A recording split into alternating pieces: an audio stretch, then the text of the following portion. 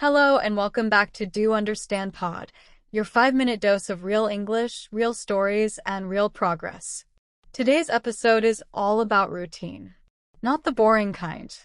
Not the brush your teeth, go to work, eat dinner kind. I mean the kind of routine that helps you grow. The kind that makes learning English feel natural, even fun. The kind that sneaks into your day without pressure. Just 10 minutes here, 5 minutes there, and suddenly, boom, you're speaking with confidence. So let me tell you a story. It starts with a notebook. A very special notebook. I bought it 2 years ago. Small, soft cover, perfect size. Not too thick, not too thin. It fit in my backpack, my coat pocket, even in the seat pocket on airplanes. I called it my word book. Every day I'd write down new English words. Just 5. Not 20, not 50, just 5. And next to each word, I'd write a sentence. Something real. Something I might actually say. Like, I'm exhausted after work. Can we reschedule the meeting? This coffee tastes bitter. Simple, right? But powerful. I'd read those sentences on the tram, in the metro, on the plane to London, in the queue at the post office. 10 minutes here, 10 minutes there. It became my routine, my rhythm. And then, disaster. I ran out of pages. No big deal, I thought. I'll just buy another one. But guess what? I couldn't find the same size. I went to 3 stationery shops. Then 5. Then 7. Nothing. Too big. Too thick. Too heavy. Not portable. Not the same. I bought a regular notebook. It was fine, but it didn't feel right. It didn't fit in my coat. It didn't feel like mine. And suddenly I stopped writing. I told myself I was too busy, that I'd start again next week. But really, I was just thrown off. My routine had been broken. My environment had changed. And I didn't know how to get back on track. Here's the thing, learning English isn't just about grammar and vocabulary. It's about creating a space, physical and mental, where learning feels easy. Sometimes we trick ourselves. We say, I need the perfect playlist, or I can't study unless I have my favorite pen. And yes, sometimes that's just procrastination. Playing for time. Avoiding the hard stuff. But sometimes, it's real. Your brain likes patterns. It likes comfort. It likes routine. So if your English corner is a cozy chair, a warm light, and a cup of tea, great. If it's your phone and headphones on the train, perfect. If it's your tiny notebook in your coat pocket, amazing. The point is, make it yours. Make it feel good. Because when learning feels good, you'll come back to it. Again and again. Let's pause for a second and learn some useful phrasal verbs. Get back on track to return to a good routine. I stopped studying, but now I'm getting back on track. Stick to something to continue doing it regularly. I try to stick to my 10-minute English routine. Fall behind to not keep up. I fell behind on my vocabulary practice. Catch up to return to the same level. I need to catch up on my listening exercises. Try using these in your own stories. They're super common in everyday English. Let me tell you about a few friends and their routines. Marta watches 1 episode of a series in English every night. She uses subtitles, pauses to write down phrases, and repeats lines out loud.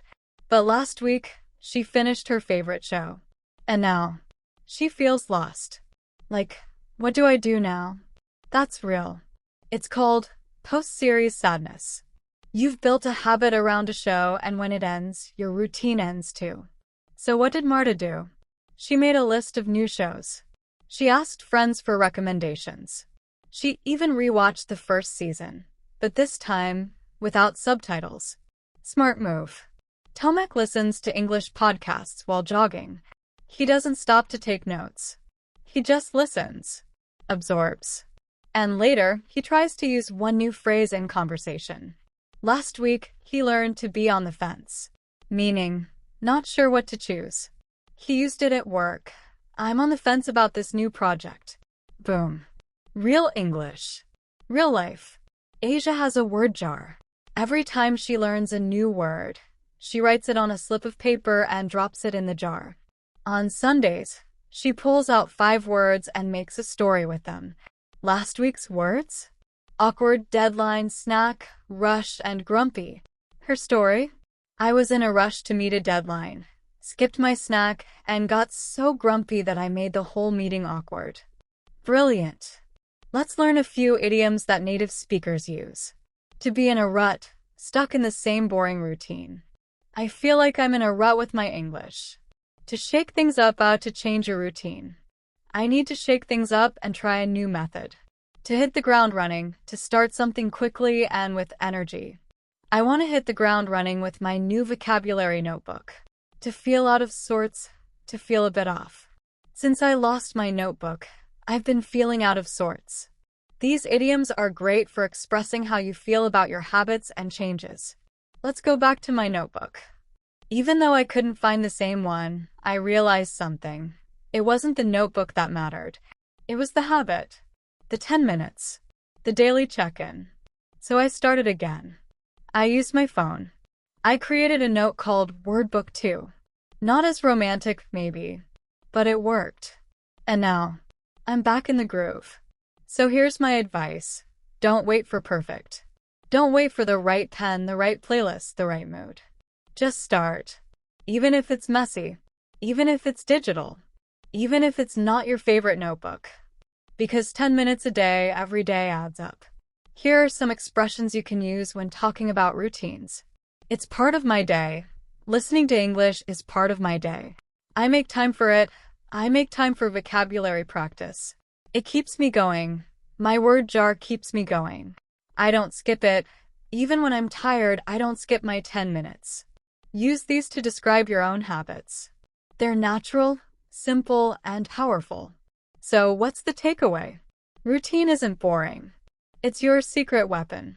It's how you grow without stress. It's how you build confidence without pressure. And yes, sometimes you'll fall off. You'll lose your notebook. You'll finish your favorite show. You'll feel out of sorts. But you can always come back. You can always start again. You can always shake things up. So find your rhythm. Find your space. Find your 10 minutes. And remember, English isn't just something you learn. It's something you live. Let's quickly review some of the useful language from today's episode. Phrasal verbs. Get back on track, stick to, fall behind, catch up. Idioms. In a rut. Shake things up, hit the ground running, out of sorts.